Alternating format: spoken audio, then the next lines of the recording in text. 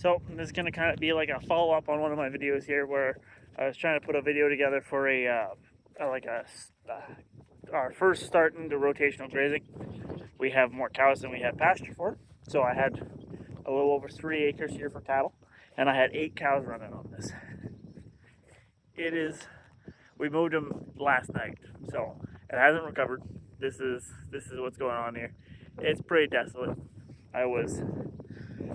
We were bale feeding as well on top of it, so I got to the point where I was feeding 2 or 3 square barrels every second day, as well as what little was left here. Body condition was starting to drop pretty quickly. Luckily, had some help to get them into the new section. So what I wanted to do is I wanted to actually do a video quick on how quickly this is going to recover. Now, I'm pretty excited. I'm going to do a couple of different management things to add to this that are going to be probably a little outside of what most people would do on a larger scale farm. I've got some plans for what I want to do. I want to do some cover crop seeding, overseeding with some fall rye. That's one of those things I hammer it. It's good stuff. It pounds nitrogen back into the soil, and it helps out. The forage is more than welcomed. The other thing is there's a bunch of plastic that's now turned up in this field. This field used to be cauliflower. So when we first put cows on it, I cleaned up a bunch of the poly. And now that the cows have been on it for a little over a year, there's a bunch of it that's been turned up again. So we'll get that cleaned up. But I'm going to overseed. Oh yeah, the thickness of the grass over here is going to be great. But I'm going to hit it with a broadcast overseeding of fall rye. And I'm going to try and do an application of some organic fertilizer. The idea being something that's not going to be toxic, but it'll help them. It probably won't be good for them if they eat it, so I got to get that on soon. And part of the purpose is so then once this grass starts to recover, it'll have a bunch of available nutrients in the soil. Yeah, look at that. So our first year, the corner I'm in right now didn't grow really anything, and now it's the plant or the grass spacing is pretty tight, given it's going to be tight because of how overgrazed it is. But there's a couple of spots that are high traffic that you can see there's not much going on. In a spot like that there, where they've patted it down pretty good. A spot like that here, where they patted it down pretty good. They like to sleep over here, so they were liking to sleep over here. But it's gonna be the idea. I want to kind of record how long it takes for this to recover, and at the same time, I'll know how long it'll take for them to graze down the little over 6 acres they've got over there. So it's 8 cows on just over 6 acres over there. In total, we got a little over 9 acres for the cows to be on. I think it's 9.6 or 9.8 acres is what's all fenced up for them. So there's enough grazing land if I was just stocking 1 cow per acre for them to eat for the year. But the idea is I want to be able to stock more than that, and this is going to help me find out what it's going to be like. Because if I can keep them over there, and then this turns into super lush green grass before they need to come over, I'm gonna be in good shape. But we'll find out. We're still recovering from running monocrop on this stuff. The field they're in now used to be asparagus. There's actually still asparagus growing in it. It's kind of funny, but yeah, so that's the idea. That's where we're heading with it. Yeah, I mean, there's a spot here where there's some nutrient actually that leaked through. The cows opened up the valve. There's a valve in the middle field from when we used to grow things here other than beef. But yeah, that's the idea. There was a little bit of nutrient that came out of that, and the grass around it has already started taking off. So I'm really hoping a light application of a nutrient is going to do magic, basically. But I want to overseed first, then I want to hit the light nutrient. And with some rain in the forecast, it should do a pretty good job. But yeah, I mean, like, look, there's the hay feeding area. It's pretty packed down. But there's a good carbon, a lot of good fertilizer there. So even this stuff here, I might take the harrow, try and drag some of it out. Or maybe I just say heck with it and leave it. It's not crazy thick yet, but it'd be good to break it up a little bit. Yeah, I'm just kicking it up right now. Yeah, still no dirt. Maybe I hit that with maybe I hit it with a harrow. Wouldn't be a bad gig.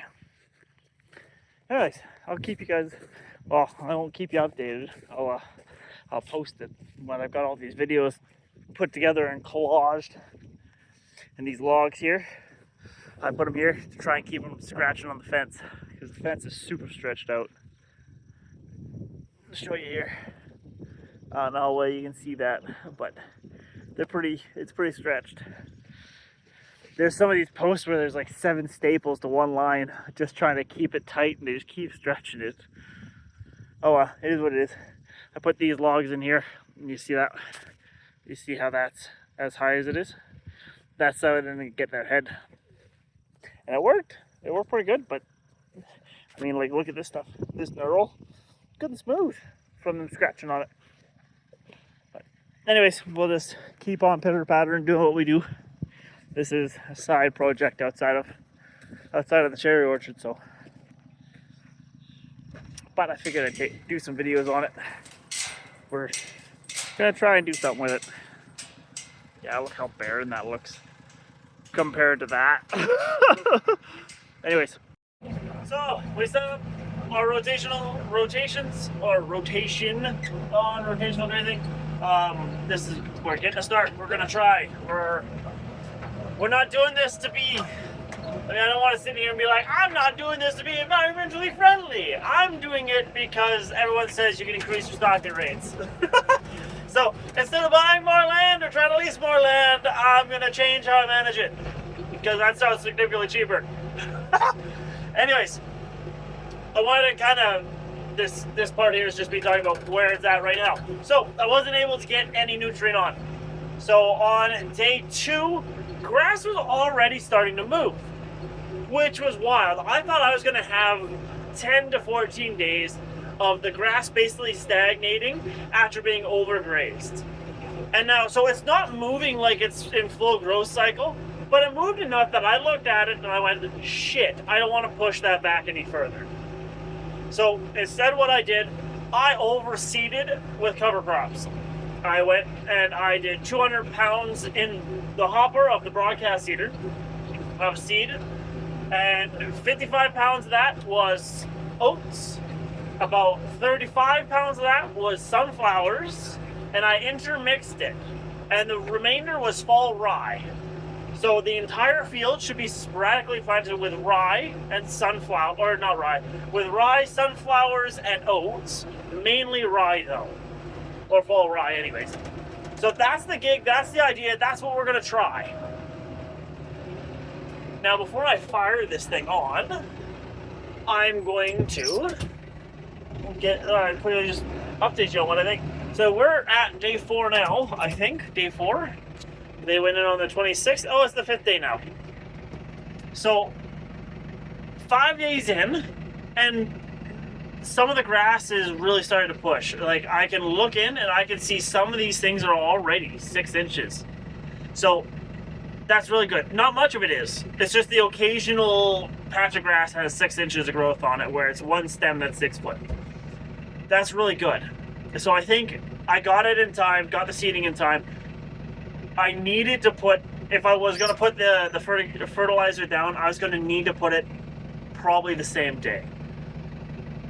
So we are where we are now. It is what it is. We'll live with it. But I think no matter what, adding the cover crops will add some nitrogen back into the soil, plus what I put in the beginning that is now mowed and should come back, being so early in the season. We're June 1st now, so, and it's day 4, or day 5. Yeah, they went in on the 26th, so it's day 5. Or the evening of the 26th, So the grass is coming back really quickly, and these cows, I've got 8 cows on a little over 6 acres, And 6 days in, they're nowhere near 50% through it yet. And this is the first time this grass has ever been grazed. It's not even all grass, there's a lot of weeds in here. And there's a lot of patches. Like the patches were so barren, I threw chia seed down just to get anything to grow there. Get some kind of carbon going, and then next year hopefully I can throw another overseeding of a cover crop and it'll be even better. But as it sits right now, like I'm pretty excited about this. This is going good. I was expecting to see like be in a bad spot where in 2 weeks or 3 weeks I was going to be bale feeding in here. But it's not looking like that. Anyways, next one. So this is 4 weeks in. You can see behind me what the grass kind of looks like. Now I'm getting worried because the paddock they're currently in is getting to the point where we're almost at, almost at 50% grazed.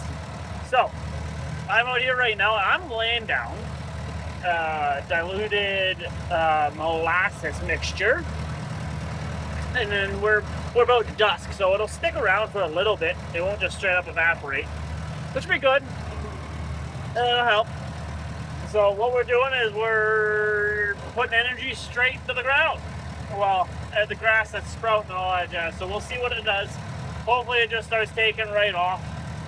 And we get a rain in the next few days, it'll push it into the soil a little bit too. So we'll see what it does anyways. But I didn't want to go putting on a nutrient because I might have to kick him over here at any moment. So throw on molasses down. They can eat it. If there's any residue left, it's not going to be harmful. In fact, they'll probably enjoy it. So that's the idea. So I'm just doing one real slow spray. I'll show you. Get it back in here.